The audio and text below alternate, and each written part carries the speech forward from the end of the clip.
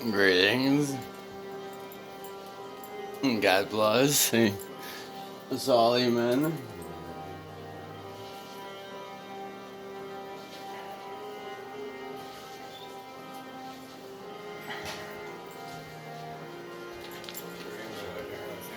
Yeah, probably.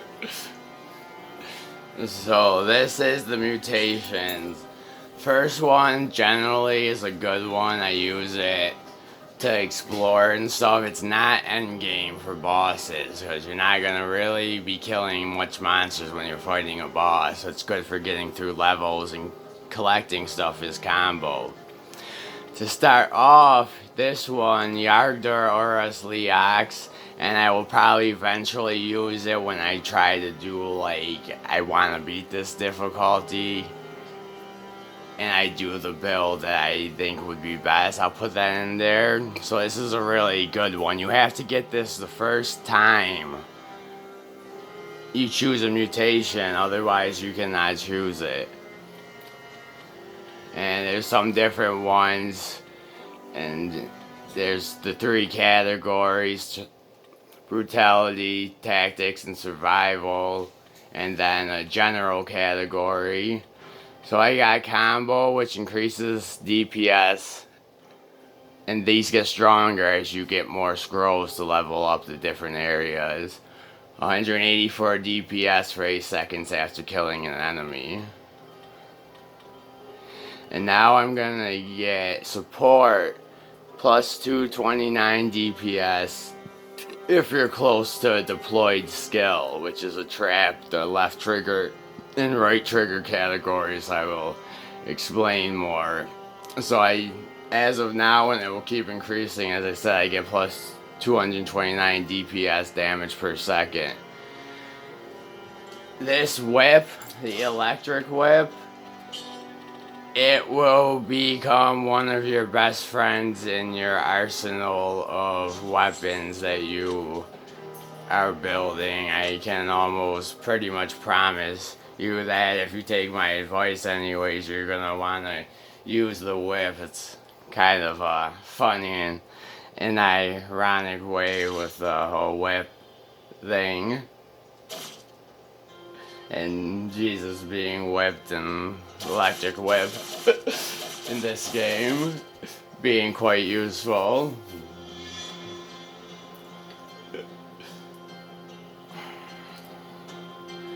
Alright, so it auto targets, which is quite useful. It is also considered ranged. Keep that in mind. The electric whip is in the ranged category. And it has a chain lightning effect. This is a cursed chest. If I get hit even once before I kill 10 enemies, I'm done for. It's pretty much a free level up, which is a plus.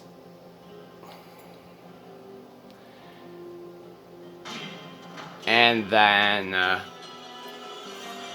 colorless item of some kind, which means this item applies to whatever your highest skill category is. And some kind of gem for money.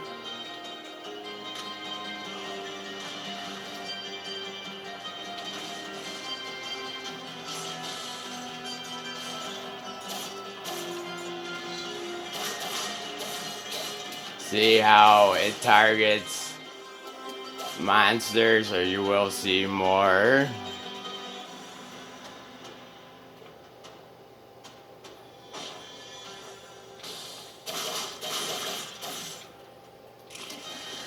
As I said, I'm being very cautious because 4 monsters are left on this curse still.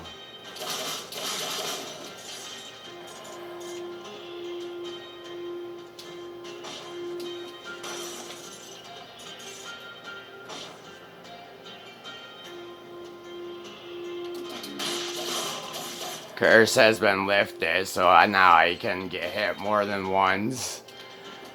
Ooh, intense stuff right there.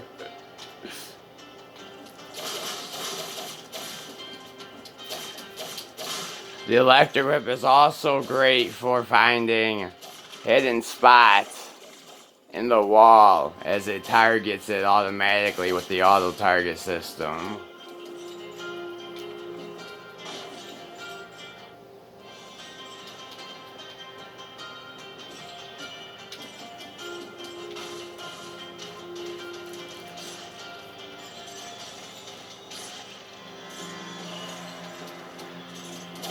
I'm using the Barnacle, one of the ones I'm fond of, and it's a deployed trap, and it's also purple for tactics.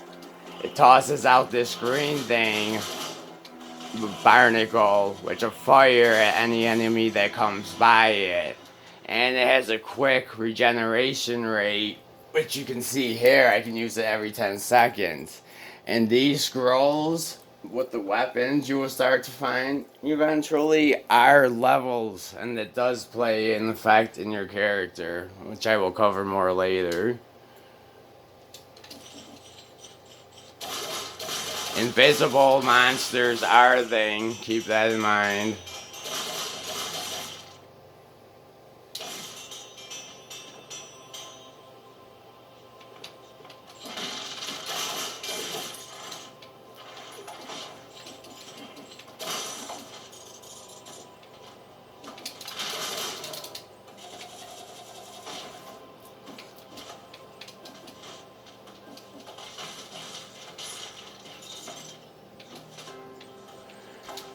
You can kind of use the Barnacle as a preemptive strike because you toss it and it'll float to the closest wall or ceiling. And it does not take damage, I don't think. Maybe it does though. It's hard to target it. As you can see now, I'm within range of it, which is a line that connects you. You will see it more. You can see it. As long as that connecting line is there, will work. Once it is gone, now it no longer. It will have an effect until I get back in range of it.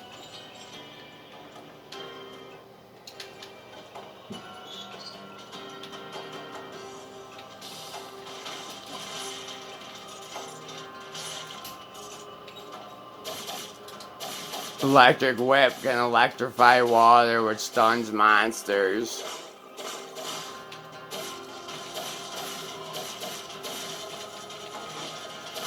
And remember, not all, the Barnacle is doing damage, and because of your mutation, you're getting increased DPS when you're within range of the Barnacle.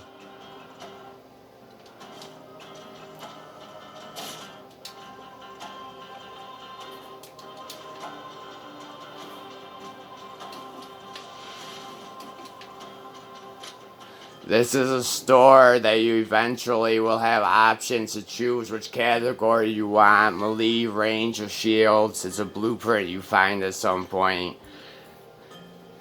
I'm going to leave some of the blueprints a surprise, as I have looked up only a couple, and when I saw them or keys how to get them, and I do not know what the rest are. I do not have. So that's part of the fun, is seeing what different blueprints you come across as you play. So again, the electric whip would be considered ranged. So if I wanted to try and get a better weapon, since I'm using a whip, the electric whip and a bow, range is the category I'm gonna choose. Mine is still at level 1, even though it's plus. So to gamble another blueprint is worth it to try and get a whip. I still did not, for that cost. I think I might come back to it if I do decide to. I do gotta get another whip soon though. Stronger one.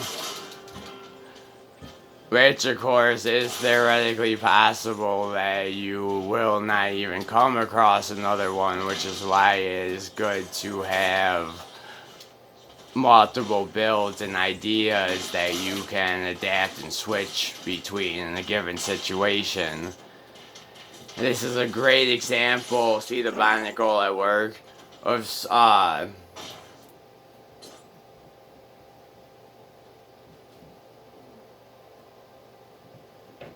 each battle being unique and not getting stuck in a certain style situation, because many great masters from Sun Tzu to Bruce Lee, who said, "My style is no style, I flow as the water does." It means adapting, using all you know with what you have around you in the current situation for the time, making the best use of your resources. So you may have preferred weapons, and even with all the extra chances and boosts and stuff you get, you may not even come across one of any level of that weapon. So this is really good to train in learning more different kinds of styles and weapons. It's a really good game for that. And again, a lot of these things could, in theory, be done with a real weapon if you had this idea and set up a trap and stuff for self-defense purposes or things like that, given what could go on at any given time in the world. It's good to know how to defend yourself. Oh, I got hit. It broke my streak. If you get 30 kills in a row or 30 for the first board only, then after that it's 60, you open a special door. And that was awful. Got distracted there a little some. Which is on me. I'm used to gotta always be aware even whatever's going on. Ideally, these monsters are not in a great place. I could have probably did it a little better though, how I chose to handle it. I thought it through a little more. I really do not want to, I'm very hard at this point, use a potion for demonstration purposes to make sure I stay alive. I am going to use one of them. Because on the very hard side in the second stem cell, I believe you only get 2 free refill flasks. So keep that in mind. As you get further in the game, you get less and less health refills.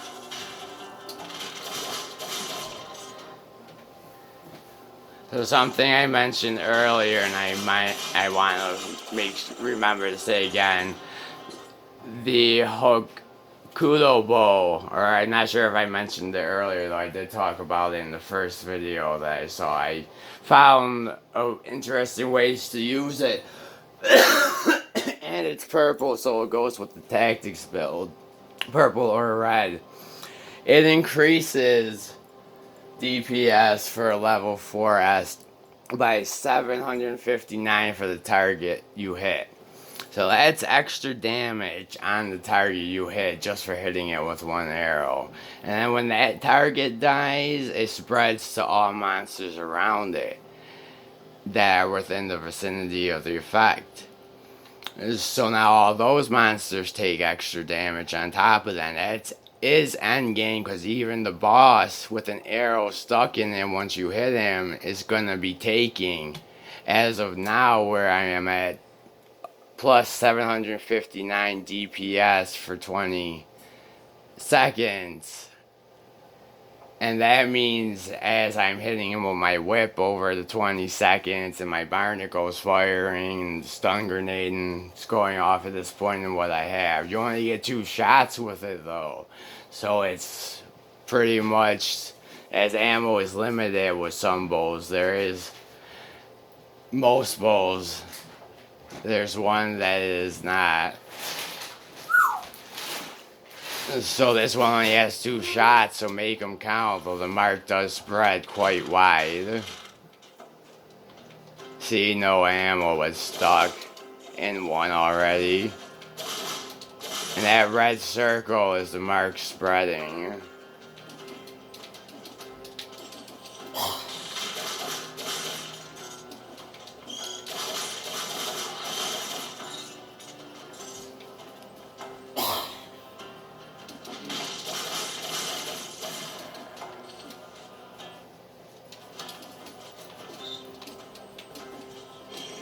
Oh, yeah, remember those invisible guys? And that was awful timing on my part to stomp down right into his attack.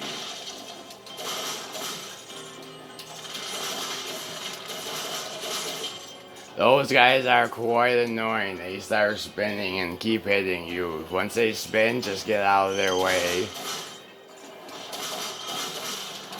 You can parry with shield, though that attack is still probably tough to parry with the shield. When they start spinning, it's best to try and get out of there if you can, once they start to do it. Or at least keep your distance in some way.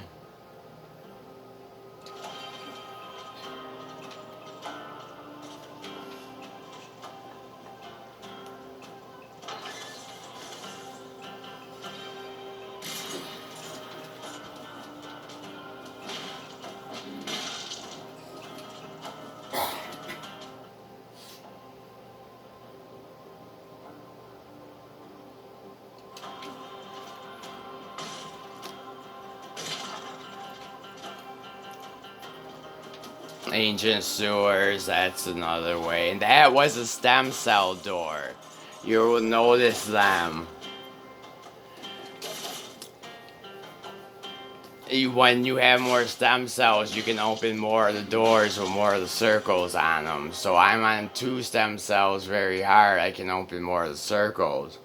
Now, one of the skills I get, you find these skills from different areas. They're permanent. They stay with your character. You use them on every run once you get them.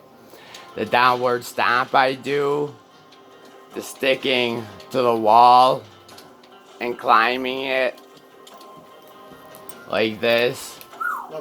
It's all good, brother. Greetings, and sister and brother.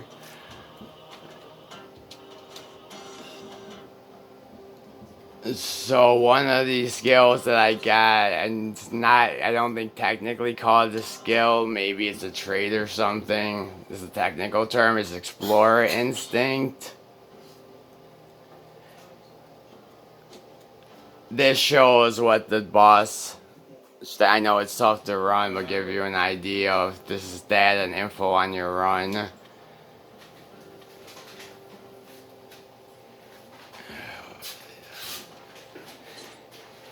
And like these skulls right here, once Explorer Instinct activates, which is like once you explore 75% of the map, the rest is explored, something like that, give or take. It shows you the skulls are monsters, the coins are shops, these are items, and it shows chests and where the rest of the map is once you get that trait. So that's helpful.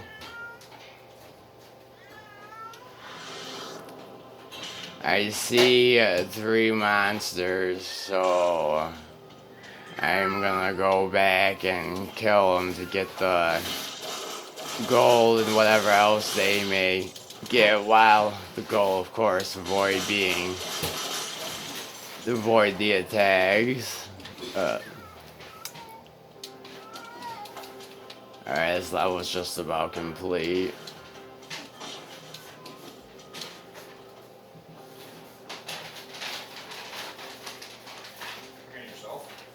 Greetings, and no, I'm making videos, recording the gameplay to post on YouTube.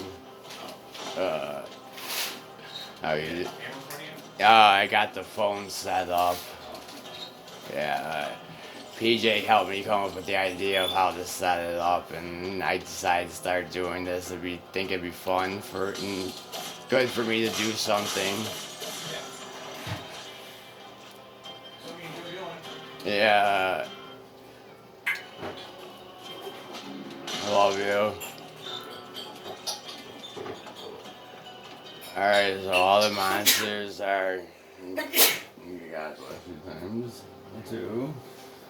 Amen.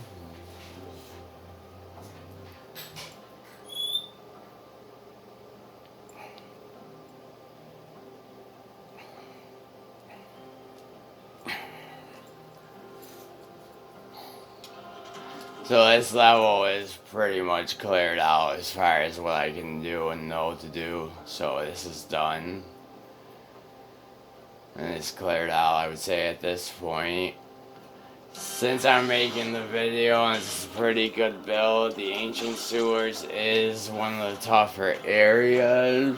I am going to go there though.